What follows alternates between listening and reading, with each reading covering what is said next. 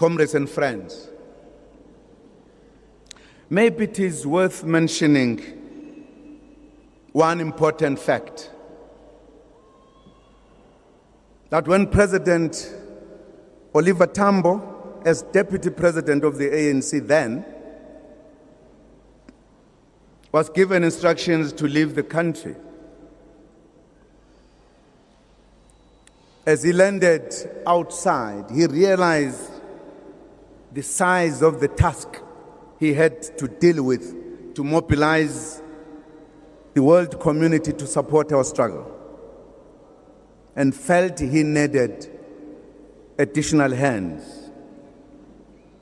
He then asked the organization to give him Moses Kotane to come and help him.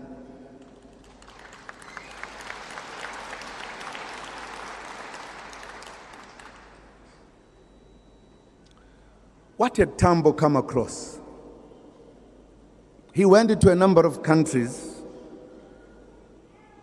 to ask for support of our struggle. All the Western countries, with no exception, said no. And yet we had a struggle to fight. We had nothing. Absolutely nothing.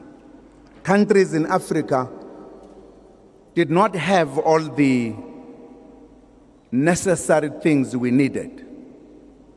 Even those who could have heard it had to look over their shoulders for those countries that had denied the help.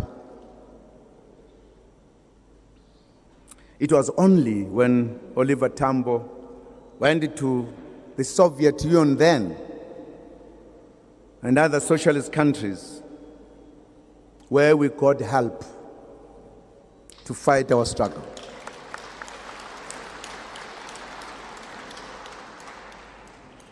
I'm mentioning this because in that process, particularly, our leader, Moses Kotane, played a critical role to talk to the Soviet Union then and the other socialist countries.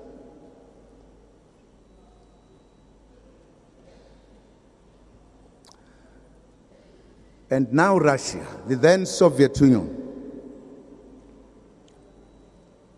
supported us with everything. Military training of every description you can think of, academic education, produced doctors and everything, fed us, supported us to have something to eat. Even when we had difficulties in Africa, we did not know where to go because of the pressure from these countries who did not want to fight our struggle. They opened their doors to bring back all the cadres to stay in Russia. And all of these were done free of charge, no strings attached.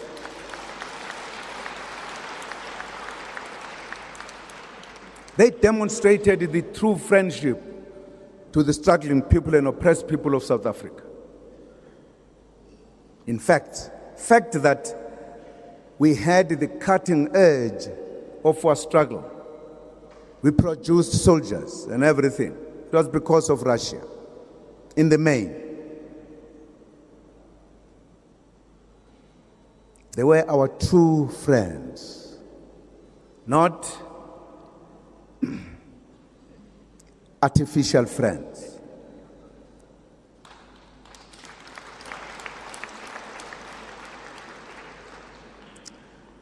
When we were sick, they treated us free of charge. When we died, they buried us in their land, as these two leaders have been sitting there, given respectful funerals.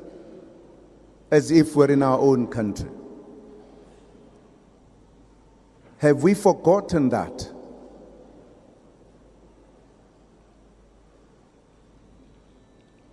Maybe yes, because we now have new friends, wonderful friends with a lot of money.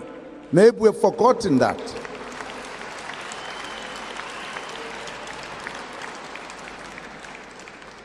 Because usually human beings' memories are too short. I wonder how we would have fought this struggle without the Soviet Union and the socialist countries that today you are ashamed to talk about.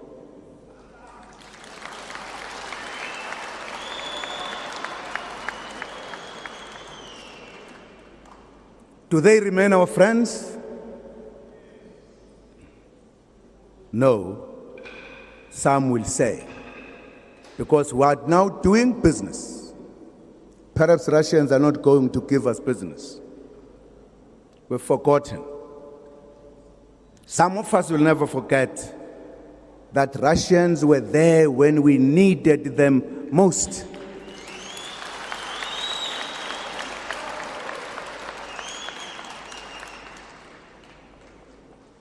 And that's why, when we asked, I had a discussion with President Vladimir Putin to introduce the request that we want our leaders home. And they did not hesitate, although they said these are international leaders. They could be everywhere in the world, but they understood. And they yesterday gave these two leaders one of the most respectful send-off with the Presidential Guard.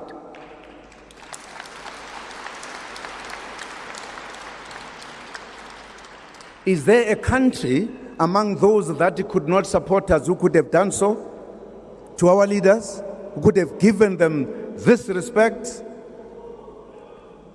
I doubt. They wouldn't have done so because they don't value these. Maybe they value us now, I'm not sure. But I want to underline this because in our lives, perhaps me and many, this underlining is very important. Because at times we forget.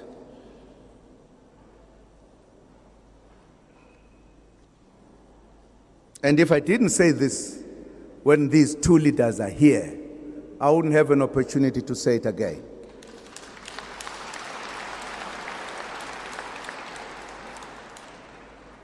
We have many doctors who never paid a cent, who were trained by them, and generals.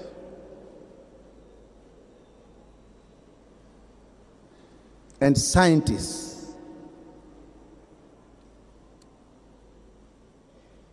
Just 20 years. Says Kotli, little bits.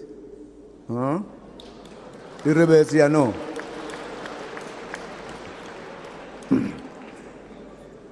These are facts of history. You cannot erase them. Fact that they capacitated us to fight and defeat our enemy. Nobody else.